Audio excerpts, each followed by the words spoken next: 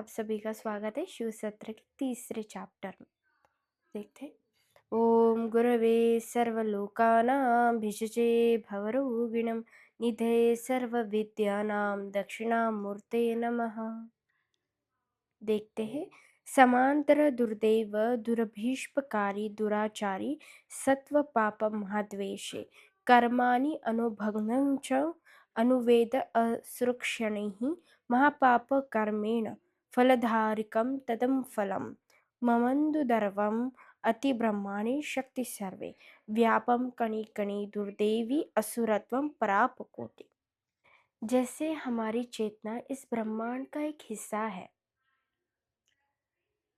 हमने देखा है कि हम जिस तत्व से आए हैं, हम मनुष्य जो भी आ रहे हैं, वो ब्रह्मांड के छोटे छोटे कण रूप मात्र है।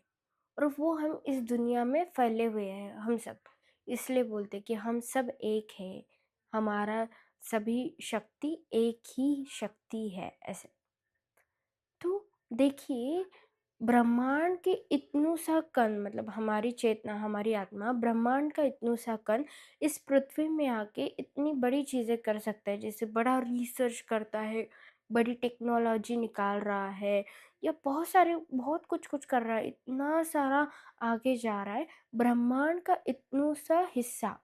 तो क्या हम सोच सकते कि इतना बड़ा ब्रह्मांड क्या कर सकता है? तो ब्रह्मांड जो हमारा है वो हर एक सेकंड में एक भाग से बढ़ते जा रहा है। उसका ना आदि है ना उसका कोई अंत है।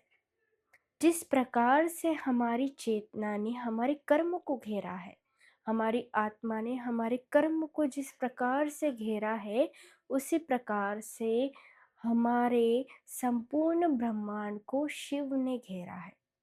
जिस प्रकार से हमारी चेतना को हमारे शरीर ने घेरा है, उस प्रकार से शिव को शंकर ने घेरा है। अभी इसको हम थोड़ा अच्छे से समझाएंगे। तो जैसे हम अगर चेतना की बात करते हैं, हमारे आत्मा की बात करते हैं, तो हम सब लोग बोलते हैं कि इसका कोई कर्म है, कर्म से आते हैं, कर्म से लोग जाते हैं, कर्म का फल है। तो कर्म क्या हमारा शरीर लेके आ रहा है? नहीं। कर्म हमारी चेतना हमारी आत्मा लेके आ रहा है। तो हमारी चेतना ने मतलब हमारी आत्मा ने कर्म को लपेट के रखा है, पकड़ के रखा है, और वही उसी से वो घूम रहा है, जा रहा है, ये जन्म से वो जन्म में आ रहा है। वैसे ही संपूर्ण ब्रह्मांड को शिव ने घेरा है। तो कर्म इक्वल्स टू हम शिव बोल सकते हैं। और हमारी आत्मा का रूप मतलब हमारी चेतना के इक्वल्स टू हम ब्रह्मांड बोल सकते हैं। तो जैसे हमारी चेतना को कर्म ने घेरा है, वैसे ही ये संपूर्ण ब्रह्मांड को शिव ने घेरा है, शिव के तत्व ने घेरा है। हर एक कण कण मात्र में, हर एक ब्रह्मांड के स्वरूप में शिव का तत्व जागृत है। और अब हमारी चेतना को हमारे शरीर ने घेरा है। ऐसे कोई आत्मा भटकती आत्मा कोई रिसर्च नहीं कर रहा है, या भटकती आत्मा कोई बड़ा टेक्नोलॉजी नहीं ला रहा है। हम ह्यूमन बीइंग, हम इस शरीर में जो स्थित है हमारा चेतना, वो रिसर्च कर रहा है ना। ऐसे मैं हाथ हिला रही तो हमारी आत्मा नहीं हाथ हिला रही, ये शरीर हिला रहा है। तो हमारी चेतना को हमारी शरीर ने संपूर्णता से घेर चुका है ना। हमें पता नहीं हमारे शरीर में किस अंग के हिस्से में हमारी चेतना है, उसने उसको संपूर्णता से घेरा है। और उस चेतना को संपूर्णता से कर्म ने घेरा है। तो वैसे ही संपूर्ण ब्रह्मांड को शिव ने घेरा है, और वही शिव को संपूर्ण शंकर के रूप ने घेरा है। जैसे हमारे शरीर ने हमारी चेतना को घेरा है, तो जो शंकर का शिव को घेरा हुआ रूप है, वह इस भले संपूर्ण पृथ्वी पे इतनों से गोले पे कैसे मनुष्य जन्म लेके आ सकता है ना।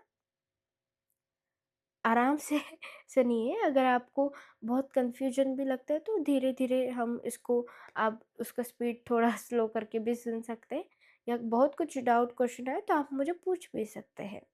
हम्म तो आप समझ पा रहे हो कि हमारी चेतना ने जब कर्म ने घेरा है चेतना को, और उस चेतना को शरीर ने घेरा है इतना शरीर इस पृथ्वी पे आके चल सकता है ना?